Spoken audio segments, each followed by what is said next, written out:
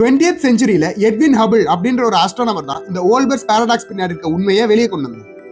அது வரைக்கும் நம்ம யூனிவர்ஸ் இன்ஃபினிட் ஏஜ் இருக்கிற ஒரு ஸ்டெடி ஸ்பேஸ் அப்படின்னு தான் எல்லாரும் நினைச்சிட்டு இருந்தாங்க. ஆனா இந்த எட்வின் ஹபிள்ன்றவர் நம்ம யூனிவர்ஸுக்கும் ஒரு தொடக்கம் இருக்கு, அது பேர் தான் பிக் பேங் அப்படின்னு ப்ரூவ் பண்ணார். பிக் பேங்கை பொறுத்த வரைக்கும் நம்ம யூனிவர்ஸ் உருவாகி 13.8 பில்லியன் இயர்ஸ் தான் ஆகுது. நம்ம லைட்டுக்குன்னு ஒரு ஸ்பீட் லிமிட் இருக்கு. நம்ம லைட்டால ஒரு செகண்டுக்கு 3 லட்சம் கிலோமீட்டர் தான் டிராவல் பண்ண முடியும். இது ரொம்ப ஸ்பீடு தான், ஆனா இது இன்ஃபினிட் ஸ்பீடு கிடையாது. நம்ம பூமியில இருந்து 20 லைட் இயர்ஸ் டிஸ்டன்ஸ்ல இருக்க ஒரு நட்சத்திரத்தோட வெளிச்சம் நம்ம பூமியை வந்து சேர்றதுக்கு 20 வருஷம் ஆகும். ஸோ இப்போ 15 பில்லியன் லைட் இயர்ஸ் டிஸ்டன்ஸ்ல இருக்க ஒரு நட்சத்திரத்தோட வெளிச்சம் நம்ம பூமியை வந்து சேர்றதுக்கு 15 பில்லியன் வருஷம் ஆகும். ஸோ ஸ்பேஸ் முழுக்க நிறைய ஸ்டார்ஸ் இருந்தாலும் இன்னும் தூரத்துல இருக்க ஸ்டார்ஸோட லைட் நம்ம பூமியை ரீச் பண்ணவே இல்லை. அதனாலதான் நைட் ஸ்கை ரொம்ப இருட்டா இருக்கு அப்படின்னு சொல்லி சயின்டிஸ்டுங்க இந்த தியரிக்கு கன்க்ளூஷன் கொடுக்குறாங்க. இந்த தியரி அக்செப்டபிளா இருந்தாலும் இன்னும் சில சயின்டிஸ்டுங்க வேற ஒரு தியரியும் ப்ரொபோஸ் பண்ணாங்க.